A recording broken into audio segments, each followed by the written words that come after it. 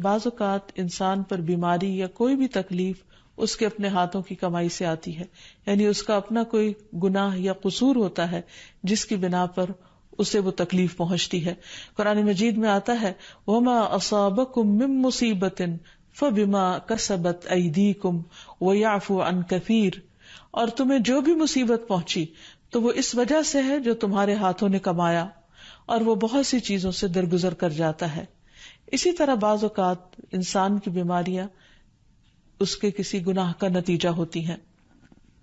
عمر رضی اللہ عنہ نے جب عباس رضی اللہ عنہ سے بارش کی دعا کرنے کے لیے کہا تو انہوں نے کہا اے اللہ، بے شک مصیبتیں گناہوں کی وجہ سے ہی نازل ہوتی ہیں اور انہیں صرف توبہ ہٹا سکتی ہے.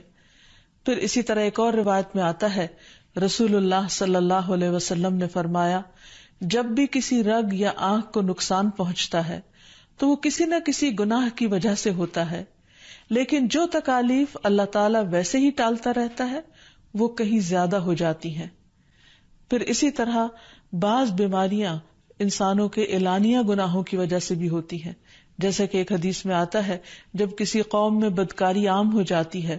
اور وہ اعلانیہ اس کا ارتکاب کرتے ہیں تو ان میں طاعون اور ایسی مختلف بیماریاں پھیل جاتی ہیں جو کہ ان سے پہلے گزرے ہوئے لوگوں میں نہ تھی. ابو امامہ باہلی سے روایت ہے کہ نبی صلی اللہ علیہ وسلم نے فرمایا جس بندے کو بھی بیماری سے پچھاڑ دیا گیا ہو تو اللہ تعالیٰ اسے جب بیماری سے اٹھاتا ہے تو وہ پاک ہوتا ہے. تو یہ ایک حقیقت ہے کہ انسان کے گناہ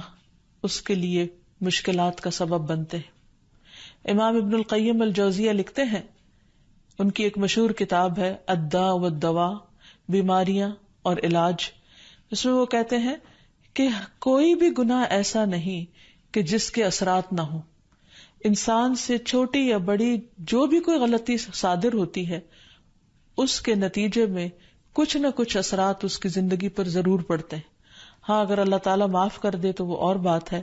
ورنہ ہر گناہ کی ایک تاثیر ہوتی ہے، اور ان تاثیرات میں سے ایک چیز یہ ہے کہ انسان مختلف قسم کی بیماریوں میں مبتلا ہو جاتا ہے.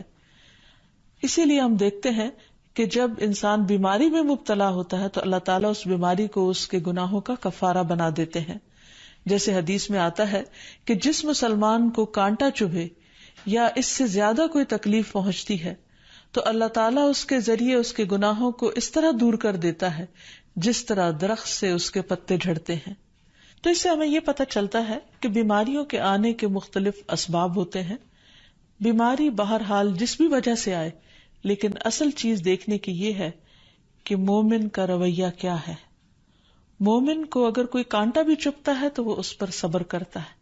اس لیے بیماری یا تکلیف کے آنے پر انسان کو اللہ سے راضی رہنا چاہیے، شکوہ نہیں کرنا چاہیے، کیونکہ جو اللہ سے راضی ہو جاتا ہے کسی آزمائش پر، اللہ تعالیٰ بھی اس سے راضی ہو جاتا ہے. پھر اسی طرح اللہ تعالیٰ کا شکر ادا کرنا چاہیے، کیونکہ بیماری اس سے زیادہ شدید بھی ہو سکتی تھی. لہذا انسان کو اللہ تعالیٰ جس حال میں رکھے انسان اس پر شکر گزار رہے. پھر یہ کہ انسان کسی بھی بیماری میں کسی بھی قسم کی ہو اور زندگی کے کسی بھی حصے میں ہو اس میں مایوس نہ ہو، پر امید رہے کہ بیماری دور ہو جائے گی. پھر اسی طرح اگر بیماری طول پکڑ جائے تو انسان کو گھبرانا نہیں چاہیے، کیونکہ ہر گزرنے والا لمحہ انسان کے درجات میں اضافے کا سبب بنتا ہے اور اس کے گناہ مسلسل جھڑتے چلے جاتے ہیں حتیٰ کہ انسان بالکل پاک صاف ہو جاتا ہے. پھر اسی طرح انسان کو بیماری کی حالت میں